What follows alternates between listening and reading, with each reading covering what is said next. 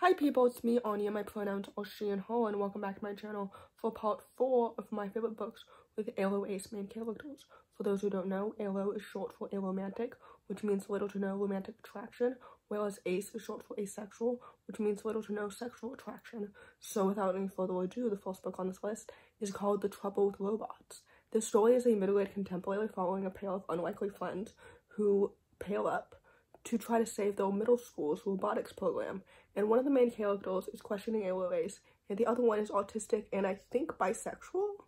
But anyway, this book is absolutely so excellent and it's so well done. First of all, I love unlikely friendships. The two characters are both so well developed and so distinct.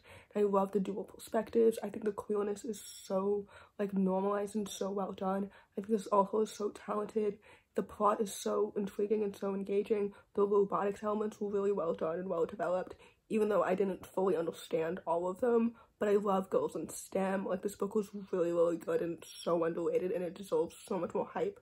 So anyway, with all that said, I would definitely highly recommend it.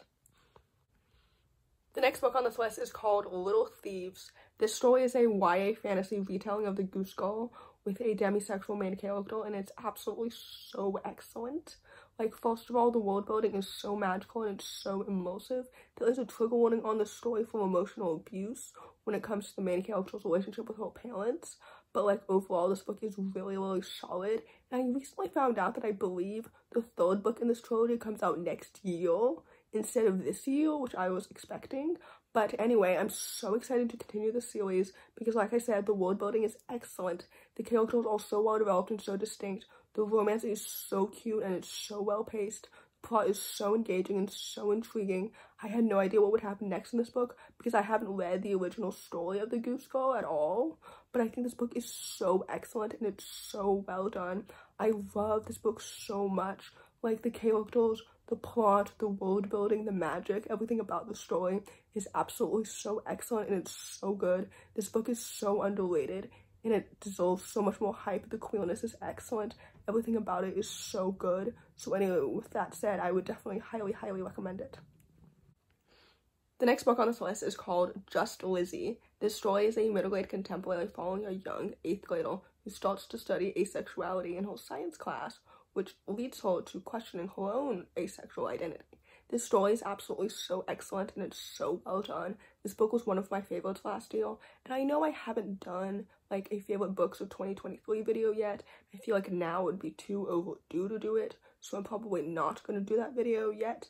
But anyway, the point is, this book is so excellent. I really enjoyed it. First of all, the representation is excellent and so lovely and so wonderful. I know I've mentioned this a bunch of times before, but I think it's so important to explore queerness from a young perspective, just so that kids can grow up and think that their identity is normal instead of being scared or something else.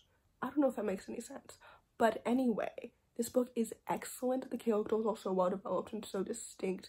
The identities explored are so nuanced and so well done. The plot is so engaging and so intriguing. This book deserves so much more hype, and it's absolutely so necessary and so important, especially now.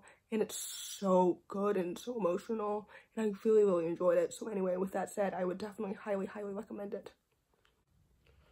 The next book on this list is called Wren Martin Ruined It All. This story is a YA contemporary following a gay asexual main character who starts to question if dating whilst being asexual is truly worth it or not.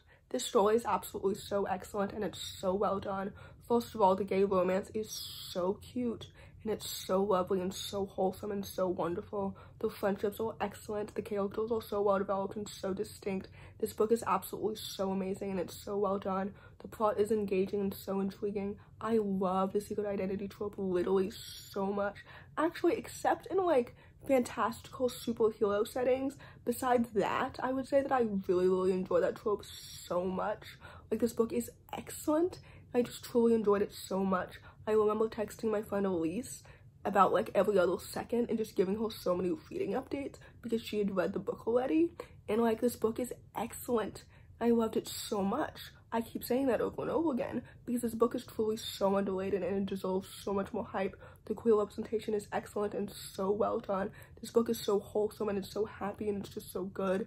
So anyway, with all that said, I would definitely highly recommend it.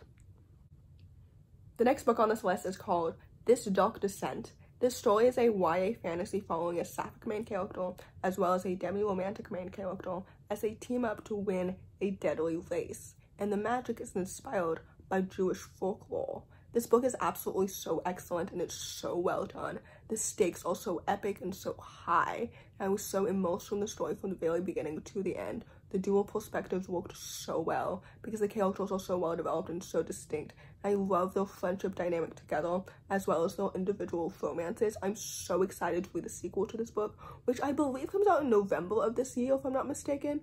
But anyway, the plot is so engaging and so intriguing. The world building is excellent and it's so magical and it's so immersive.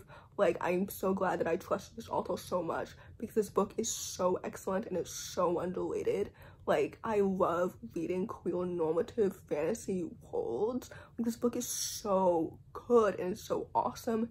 It's so thrilling and just so well done in all of the elements. So anyway, with all that said, I would definitely highly recommend it. The last book on this list, and certainly not the least, is called Dear Wendy. This story is a YA contemporary following two college freshmen who are both ALO ace, and they have an online feud while unknowingly becoming friends in real life. This story is absolutely so excellent and it's so well done. I think this book really deserves all of its hype and so much more. First of all, the queer representation is absolutely so excellent and it's so well done and it felt so normalized and so good. Second of all, the two characters are both so well developed and so distinct. I love their dual perspectives so much and their motives and their desires and their emotions like made so much sense. Like, first of all, like, the relationship with their parents, for example, was so well done and just so good. The plot is so engaging and so intriguing. Like, their friendships were so good and so wholesome. This book is really well done. Like I mentioned earlier, I love the secret identity trope, and this story did it so well. This book is absolutely so excellent and it's so good. I think there needs to be more queer YAs in college settings. This book is excellent. I just really enjoyed every single second of it. So anyway, with that said, I would definitely highly recommend it. So in conclusion, I hope this video helps diversify your bookshelf.